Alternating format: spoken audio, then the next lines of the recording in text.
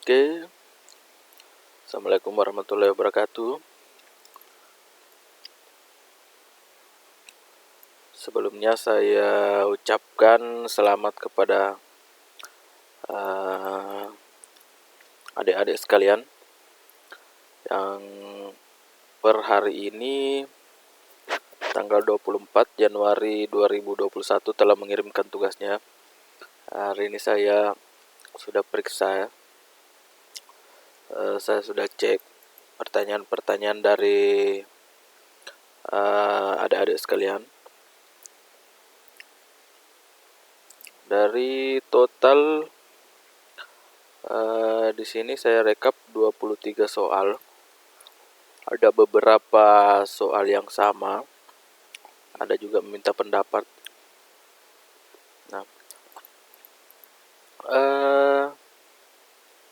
di sini untuk soal yang terkait dia di kelebihan dan kekurangan dari SDH dan PDH itu sendiri.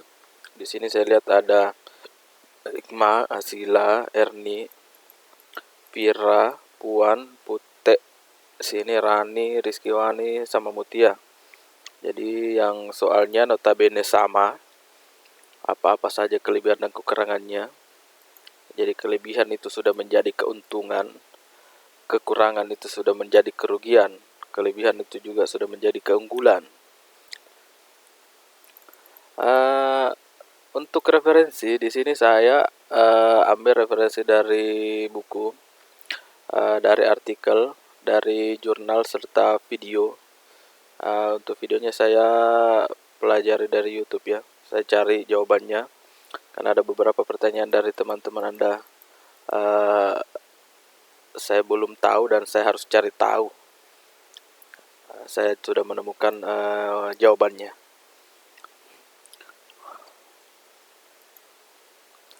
Oke, untuk dari kelebihan dan kekurangan, keunggulan dan kerugian sendiri, secara umum, sebelumnya saya jelaskan dulu bahwa untuk PDH sendiri, itu kan dia PDH itu metode multiplexing yang diterapkan terlebih dahulu. Setelah itu SDH. Jadi SDH itu penyempurnaan dari PDH. Jadi PDH itu belum sinkronos, sementara SDH itu sudah sinkron.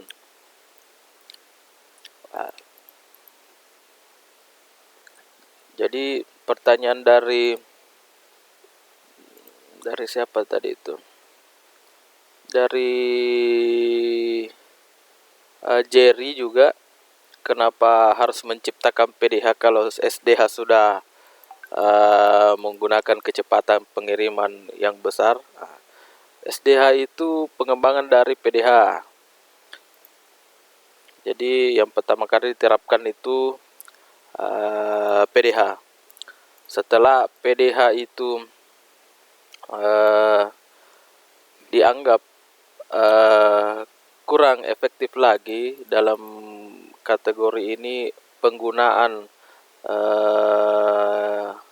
atau trafik komunikasinya semakin meningkat, butuh ada pengembangan metode multiplexing yang lebih banyak mencakup user atau customer.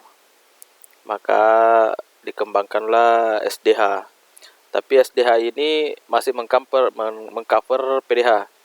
Karena di sini juga ada pertanyaan sekaligus mengenai perangkat yang digunakan, perangkat-perangkat mana itu?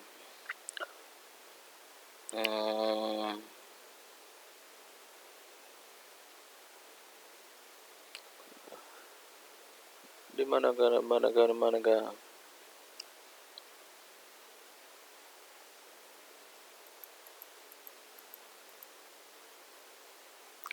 di mana ya?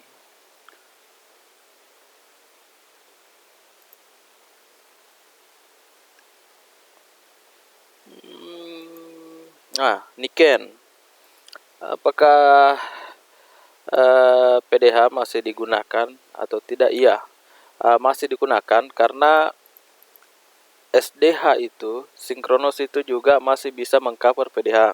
Sementara perangkat Indonesia belum secara 100% menggunakan sinkronos semua. Masih ada perangkat-perangkat PDH. Perangkat karena sinkronos ini dan penerapannya di Indonesia, jadi sinkronos dengan apakah ini apalagi P itu plesikronos. Ini masih menggunakan perangkat, masih ada perangkat PDH yang digunakan, sehingga untuk pengembangannya PDH tidak langsung dihilangkan, masih menggunakan perangkat PDH di sinkronos. Cuma kita tambahkan karena dari sinkronos kan dari segi kecepatan dia tetap menggunakan microwave dengan optik, tapi metode penggunaan microwave dan optiknya itu kecepatannya ditambah.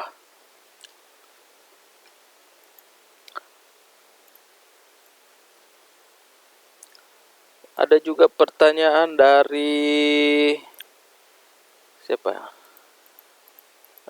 Dari Devani nih, singkatan dari SDH. Saya kira kita sudah sama-sama tahu SDH itu singkatannya sinkronos. Sinkronos apa lagi? Sinkronos digital hierarki. Jadi untuk Devani sudah langsung terjawab.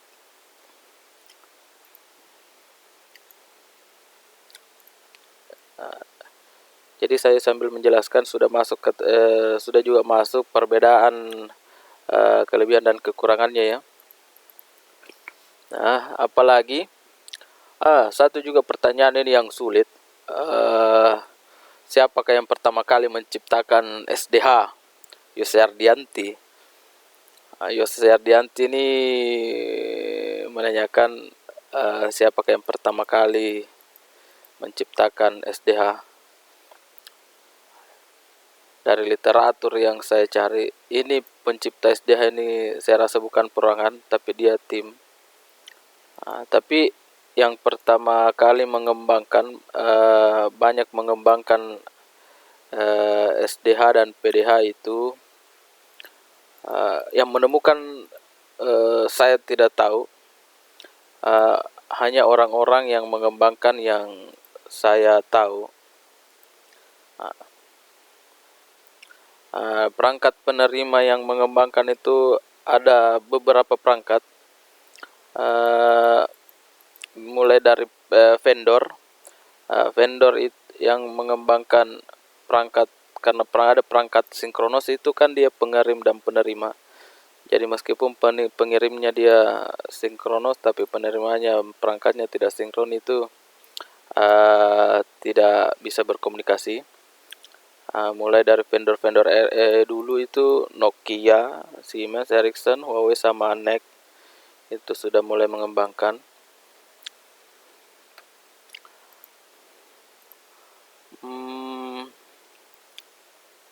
Apalagi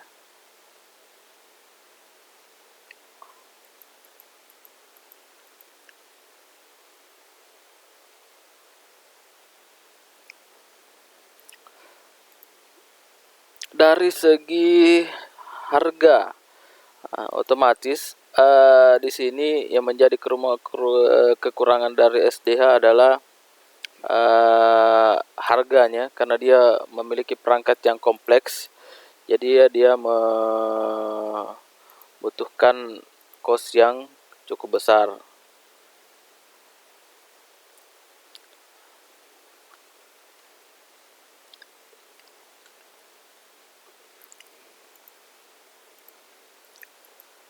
Pertanyaan dari Dayat juga di sini ada. apa itu CCITT itu ITUT T, apakah begitu? Nah, di slide saya juga sudah saya berikan penjelasan apa itu ITU. Jadi ITU itu adalah sektor standar telekomunikasi.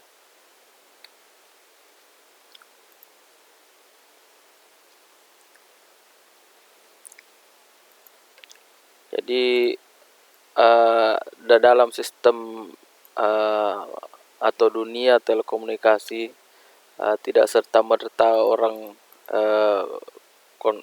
produsen itu menciptakan perangkat telekomunikasi tanpa ada standar yang telah ditentukan. Standar ini dibuat oleh organisasi, di mana organisasi ini menaungi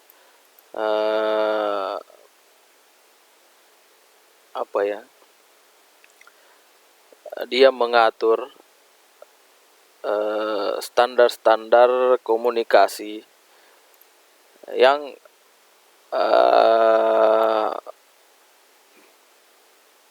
yang penggunanya itu atau negara-negara yang terikat oleh standar itu adalah negara-negara yang tergabung di organisasi itu. Otomatis semua teknologi, semua pengembangan metode itu harus mengikuti prosedur dari organisasi tersebut.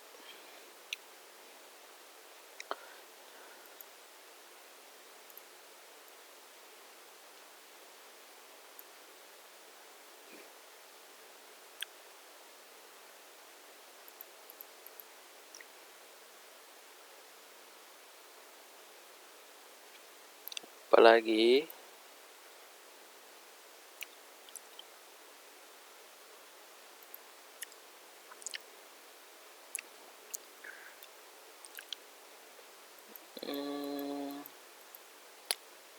saya lupa. Untuk ITU itu singkatan dari International Telecommunication Union. Jadi organisasi internasional untuk membakukan atau memastikan dan meregulasi radio internasional dan telekomunikasi.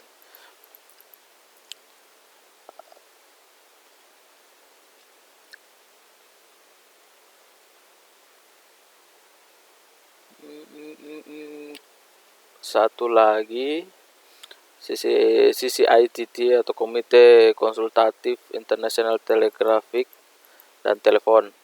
Jadi kenapa di slide itu kita lebih ke CCITT karena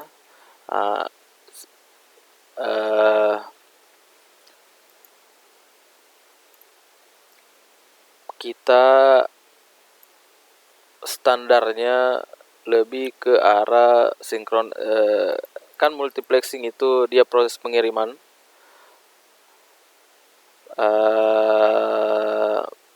data secara telekomunikasi, maka yang mengatur itu adalah CCITT. Jadi ITUT itu CCITT itu sama Ji. Orang-orang mengenalnya itu ITU itu kan dari tahun 1956 sampai 1993 hingga sekarang itu dikenal dengan CCITT.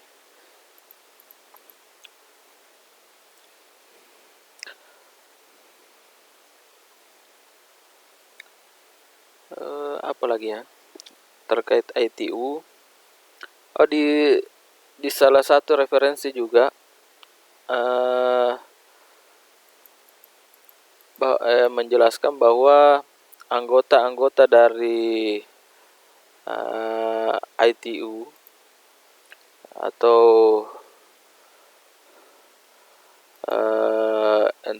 International Telecommunication Union itu ada, kalau tidak salah ada berapa itu, 13 ke 14, yang mulai dari pemerintah, anggota asosiasi, sampai pada lembaga.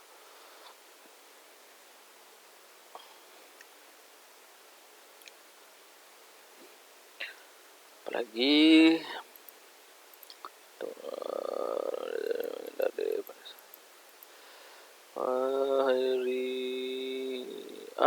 Nurul Hairiyah, jika PDH menggunakan konsep time division multiplexing, maka konsep multiplexing apa yang digunakan SDH?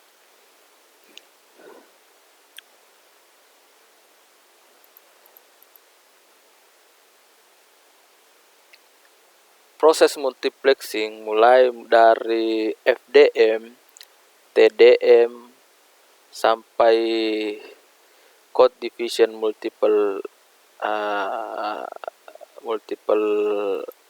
access. Sebenarnya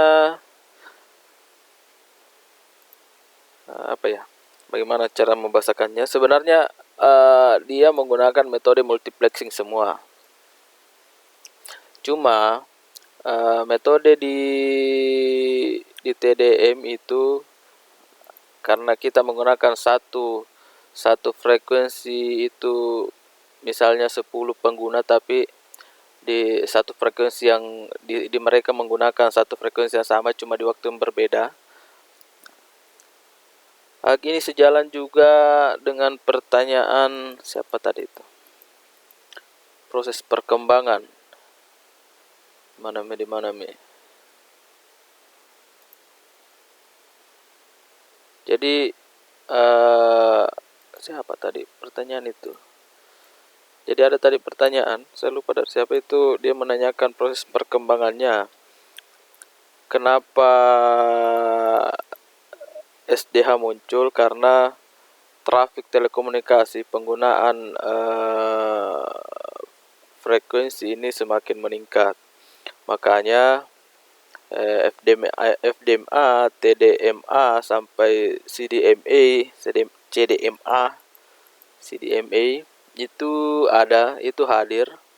Nah, di TDMA itu untuk multiplexing, sinkronosnya misalnya di CDMA itu kan dia sudah SD sinkron, tapi masih mengacu juga mengcover TDMA. Kenapa? Karena di perangkat untuk sinkronos sendiri itu masih mendukung teknologi ini. Sementara untuk perkembangannya, karena kita memiliki trafik yang tinggi, apalagi di daerah urban itu, kita butuh penjelasan atau butuh analisis penggunaan yang lebih tinggi. Jadi untuk pertanyaan jika PDH menggunakan konsep time division multiplexing, proses pengembangannya itu di CDMA yang sudah menggunakan konsep sinkronos.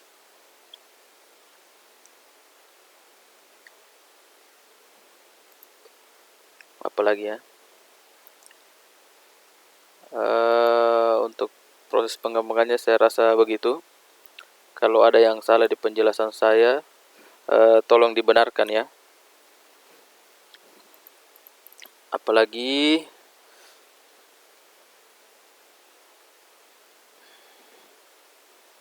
ini tadi, apa yang mendasari terjadinya evolusi dari PDH ke SDH? Itu kembali tadi sama ke penjelasannya Hairiyah, dia berevolusi karena tuntutan pengguna.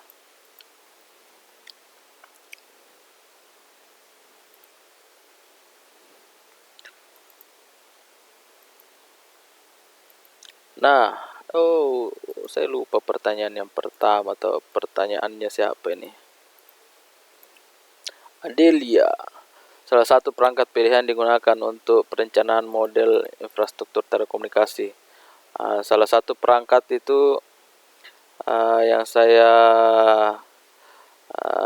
bisa sedikit jelaskan. Ini dari perangkat vendornya atau penyedia layanan jaringannya,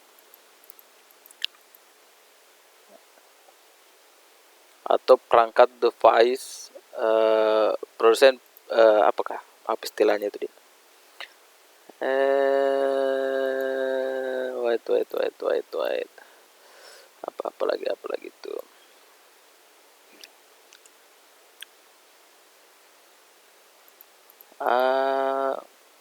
Vendor, apakah itu vendor yang penyedia perangkat telekomunikasi?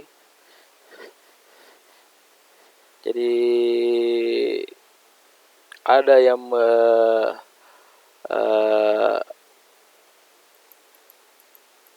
apa di wait, yang saya tahu itu Minilink, apa itu Minilink Ericsson. Jadi Ericsson ini sudah punah sekarang, sudah tutup perangkatnya, tapi Nokia saya rasa sekarang masih ada atau sudah tutup dalam itu. Kalau Huawei itu masih ada. Jadi kalau kayak Huawei itu tuh ada RTN, kalau Ericsson itu Minilink. Minilink ini ya waktu saya masih kuliah masih sempat dibahas tentang Minilink. Jadi namanya Minilink TN Ericsson. Jadi Minilink ini perangkat microwave. Jadi dia microwave link. Di Minilink ini dia bisa menangani perangkat SDA, tapi sebenarnya juga bisa dia sinkronos. Jadi dia bisa. Jadi kalau ditanya perangkat yang kalau perangkat PDH itu Pak tidak digunakan sama SDH, tergantung spek perangkatnya. Nah biasanya untuk produsen atau yang memproduksi perangkat itu, karena dia tahu bahwa teknologi SDH pada saat mereka membuat perangkat itu tidak serta-merta menghilangkan PDH, karena masih banyak perangkat yang mendukung, karena kan ini standarnya internasional. Jadi tidak serta-merta SDH oke, kita buat perangkat yang SDH saja bisa PDH, tidak bisa balas PDH. Sementara di Indonesia kalau ditinjau dari segi perkembangan, dia terlambat dari Jepang dan Amerika misalnya. Untuk mengimbangi itu, para vendor ini membuat perangkat yang sudah menggunakan teknologi sinkronos, tapi masih mendukung teknologi lama. Apalagi itu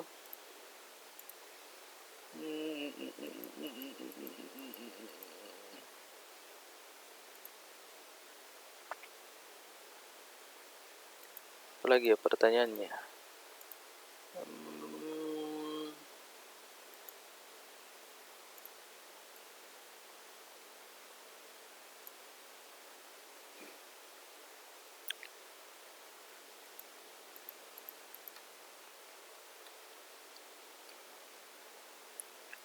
Ini ada juga pertanyaannya siapa nih?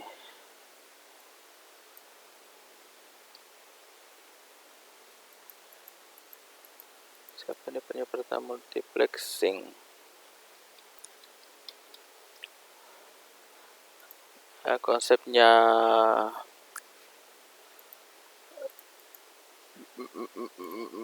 Ririn, bagaimana sistem kerja SDH dari PDH. Nah, untuk Ririn di sini SDH dan PDH karena dia sama-sama multiplexing.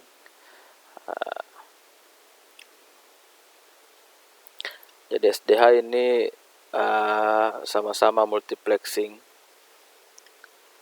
Jadi secara teoritis itu multiplexing itu istilah yang digunakan oleh sinyal pesan analog atau era digital dan seterusnya. Secara definisi proses pengiriman data.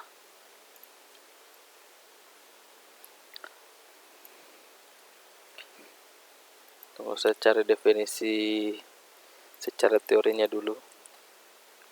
Multiplexing adalah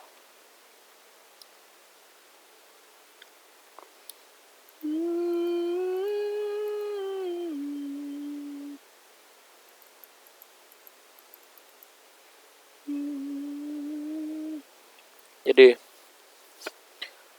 di sini multiplexing adalah suatu proses penggabungan beberapa saluran atau kanal menjadi dalam bentuk satu sinyal untuk disalurkan secara bersamaan.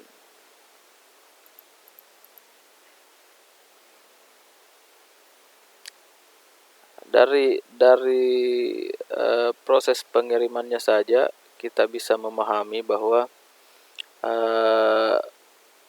dia menggabungkan lebih dari satu sinyal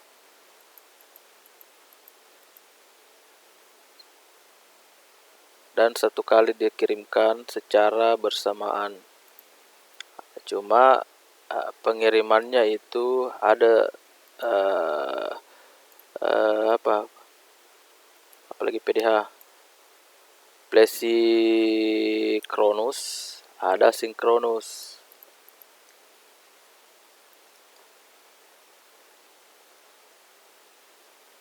Jadi dulu itu di kuliah ada SDC, sinkronus digital counter. Ada plesinkronus digital counter. Kalau di mata pelajaran koneksi jaringan telekomunikasi itu dia masuk di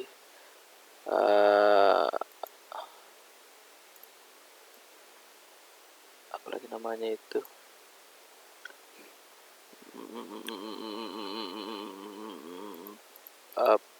gabung di materinya modulasi dan demodulasi, sinkronus dengan asinkronus,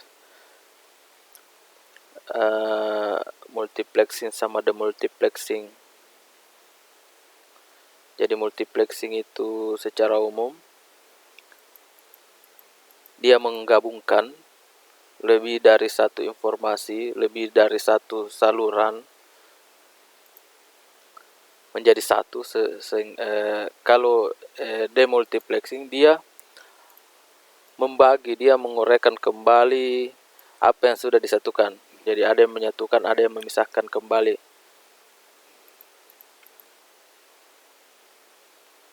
Kalau alatnya itu namanya multiplexer dan demultiplexer, saya kira itu sudah dipelajari di KD kelas 2 kalau tidak salah. Dan satu poin yang harus dipahami, multiplexing itu dia menyatukan, demultiplexing itu dia memisahkan.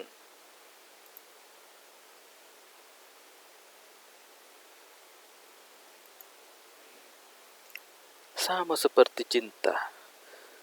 Cinta itu modelnya kayak multiplexing. Dia menyatukan dua rasa yang sama menjadi satu. Dan dia juga bisa demultiplexing. Yang tadinya saling mencintai, menyatukan komitmen, berpisah. Kurang lebih seperti itu. Apalagi pertanyaannya itu,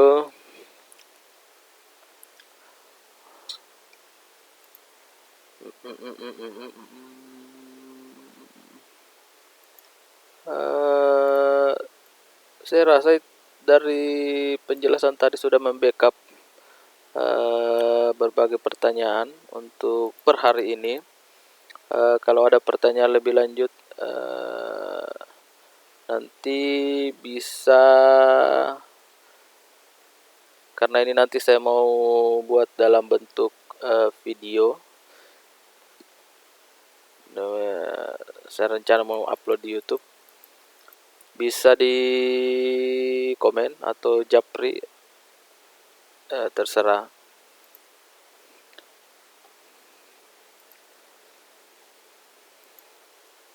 Oke, untuk sementara sampai segitu dulu. Saya akhiri dengan ucapan wabillahi taufiq wal hidayah. Assalamualaikum warahmatullahi wabarakatuh. Sampai ketemu lagi. Mohon maaf kalau penjelasannya mutar-mutar atau agak panjang. Jadi penjelasan itu untuk membackup semua dari 23 pertanyaan yang ada. Saya berharap semuanya puas. Kalau ada yang tidak puas boleh ditanyakan lagi. Misalnya kalau ada yang tidak jelas boleh ditanyakan, silakan. Oke. Sekian. Jangan lupa saya menerima saran dan koreksi kalau ada penjelasan yang salah atau salah-salah kata dari saya, mohon maaf. Silakan dikonfirmasi. Oke, selesai.